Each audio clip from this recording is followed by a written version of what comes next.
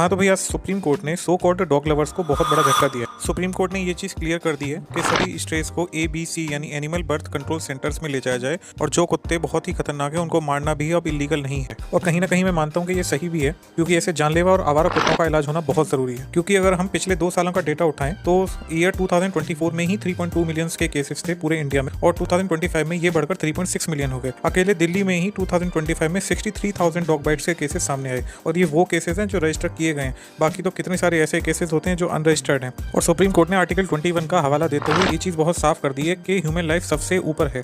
न जाने कितने छोटे छोटे बच्चों की इन्हीं आवारा कुत्तों की वजह से डेथ हो जाती है, और तब ये सो कॉल्ड डॉग लवर्स और एक्टिविस्ट कोई भी सामने नहीं आता है उस बच्चे की डेथ के ऊपर। और एक चीज़ सुप्रीम कोर्ट ने बहुत अच्छी बोली, उन्होंने बोला कि जो एक्टिविस्ट हैं वो स्ट्रेट डॉग्स को या स्ट्रेस को प्रोटेक्ट कर सकते हैं अगर वो जिम्मेदारी लेते हैं कि उनके काटने से अगर किसी की डेथ होती है या कोई इंजर होता है तो उसकी पूरी रिस्पॉन्सिबिलिटी उनके ऊपर होगी।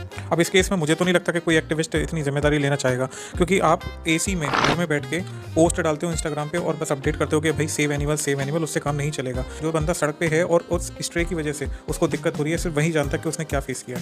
तो मेरे हिसाब से सुप्रीम कोर्ट का डिसीजन बिल्कुल बहुत बढ़िया है, इसमें कोई दिक्कत नहीं है किसी को। बाकी आप लोग अपनी गालियाँ और अपने व्यूज़ मेरे को कमेंट्स में छोड़ सकते हैं।